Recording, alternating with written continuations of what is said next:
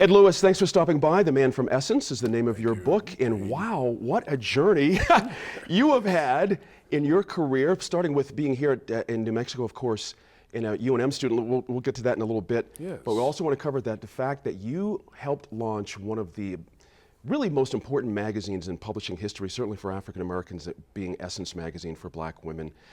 Let's talk about that in a little bit, but take us through your initial coming to New Mexico. What were the circumstances there, and what was your UNM experience like? Coming here to UNM was an extraordinary experience for me. I didn't know anything about New Mexico. Yeah. What year was that, by the way? 1958. Wow. The coach, the football coach, I came down on a football scholarship, and the coach of New Mexico was a head coach, a man by the name of Marvin Levy, who went on to fame to coach the Buffalo Bills, but he recruited me. I remember him taking my mother out and telling me about New Mexico and offering me a scholarship, so I made the decision to come here. Yeah. And by the way, the only thing I knew about New Mexico then was that the atomic bomb was built in Los Alamos and exploded in Alamogordo. Right. And I remember when we were about to land in Albuquerque, and I looked down and I said, "Oh my God, what did I come to?" Because this was a very, very barren. I couldn't imagine 58. I couldn't even imagine, right? Yes. Marv Levy, that's amazing. The Yes, guy's a indeed. legendary Hall of Fame coach. That's really wild. Absolutely, absolutely. So you came on a football scholarship. Yes. Did that carry you through your time as an undergrad, or what happened there? No, Marvin Levy left to go to the University of California. Yeah. We had a change in coaches. The coaching staff told me that I had a great spring training, but they decided not to invite me back. So I did not come back after 1959. I mean, it's on a football scholarship, Yeah. but because of the wonderful dean of men at the university, a man by the name of Howard Matheny, he took a liking to me. I had made good academic grades, and he facilitated my coming back here to New Mexico. Point there being good academic grades, Indeed. which led to a master's here.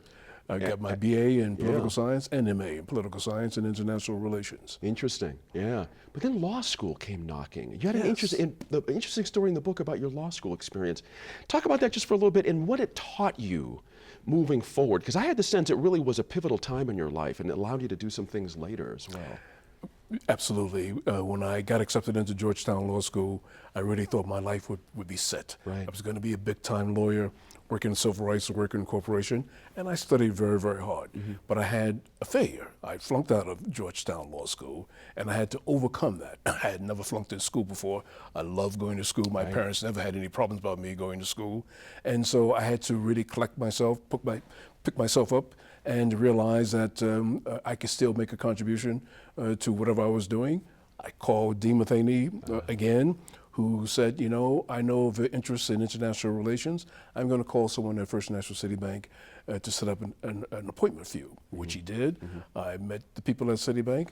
They hired me, and that's where my career started as a banking.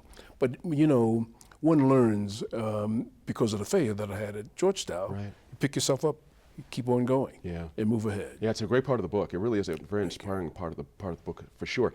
And that brings us to the situation at hand, and that is you, along with three other men, through a series of events and meetings, sitting down with some bankers. You were in the banking business at the time, and a couple other folks as well, and the sales folk as well. Tell us about the initial idea for Essence magazine.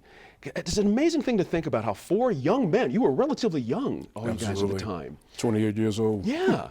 When we came together, it was a bold, audacious idea. Four black men coming together to want to start a magazine to talk about the beauty and intelligence of black women. 1968. Yeah. Robert Kennedy had been killed. Dr. King had been killed. There was a lot of interest within the country to get young blacks in the business. And there's a man that I affectionately call the godfather of Essence. His name is Russell Goings, who had his own investment banking firm in Harlem called the First Harlem Securities, which was funded by Shearson and Hamill. Shearson's gone through a lot of name changes, but what he did is that he persuaded Shearson to get involved in helping young blacks to start business. He called me and asked if I would come to a meeting. He invited 25 young blacks in November 8, 1968. And at this meeting, the number 2 guy at Shearson was talking about capitalism, why there's a need to get into business. And he said, there must be a need for a magazine for Negro women. And my former partner raised his hand and said, I've had an idea for a magazine for Negro women. And Russ Goings, the man who brought us together, said, well, there's Ed Lewis over there. He knows something about money. Why don't you two get together at the end of the meeting? And at the end of the meeting, 2 other partners came, and that's how we came together to put some flesh on this idea. All of us wanted to try to make a difference. in terms of who we were in getting into wanting to run our own businesses.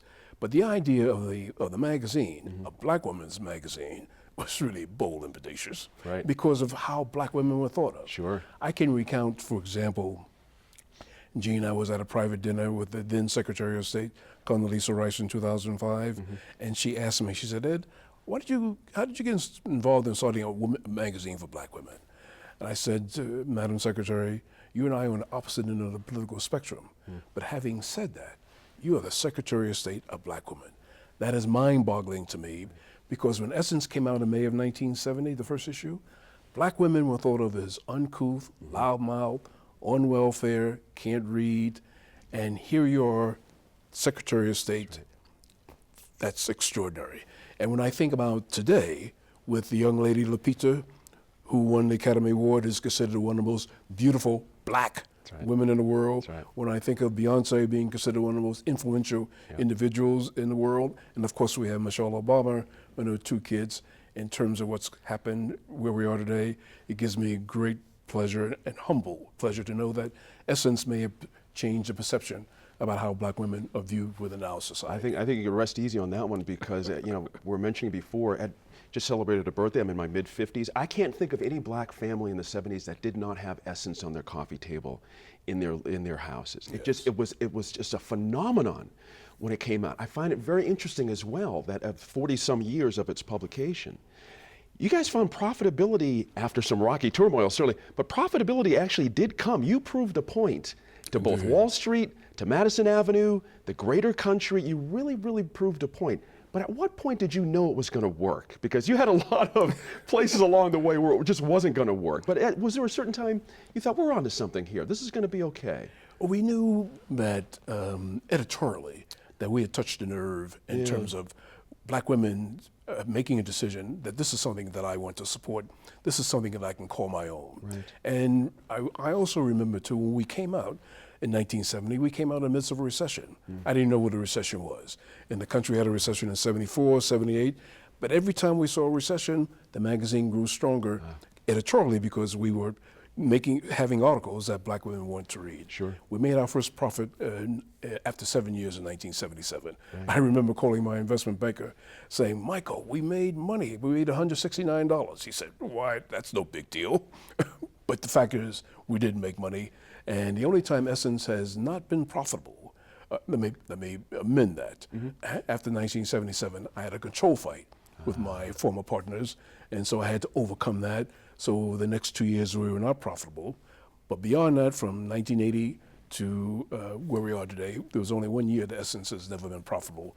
That was 1984, because we decided to get into the catalog business. We decided to do an Essence television show. Right. We're in a licensing business. And our company, the board of directors and myself, made a decision to spend money to develop these opportunities. Sure. But Essence has always been profitable. And one of the things I'm most proud of too is that I made a decision to do a music festival in New Orleans over the 4th of July weekend. And this past July, we just celebrated the 20th anniversary. Wow. And that's a concept in terms of Essence recognizing the importance of music, Sure. the synergy that came about. And I have often said that nobody comes to New Orleans over the 4th of July unless there's a reason. Right. And the reason why Essence was so successful is because black women knew, in terms of the credibility that we have built up over the years, that this is something that I can be supportive of, because I know Essence is going to take care of us. Sure. And so they have been supportive of us of all these years. The theme of the festival is a party with a purpose. People get entertained in the evening, and they get food for thought during the day, and it all comes together. But Essence, I never take the reader for granted. And whenever I travel and I meet black women and I ask them, is there still a need for a magazine called Essence? They look at me if I lost my mind. And I say that, I like to think that every black woman reads Essence.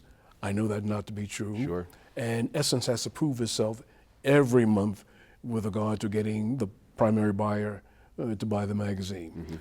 And so after 44 years, it's still going, and that brings great continued joy to me. You should be very proud. It's a great read. It's a wonderful book. I said to you earlier, I could see it in my mind's eye like a movie. It's so dramatic. The first few years of being in business, loaded with all kinds of problems. I'm amazed at the people skills you all had to muster to make everything move along. And I highly recommend the read. It's just really a wonderful thing. And then also, Ed, the fact that you're a UNM grad just really is just makes it all just worthwhile. It just really does. Indeed. Thank you for coming in. Really appreciate it. Hope to see you again here soon. We have a lot to talk about with black business in our state as well. We'd love to have your We'd love to opinion do on that. too. Thank you. Absolutely. I see more on the web too. All Absolutely. right. Thanks, Ed Lewis. Thank you, Jim. Appreciate it.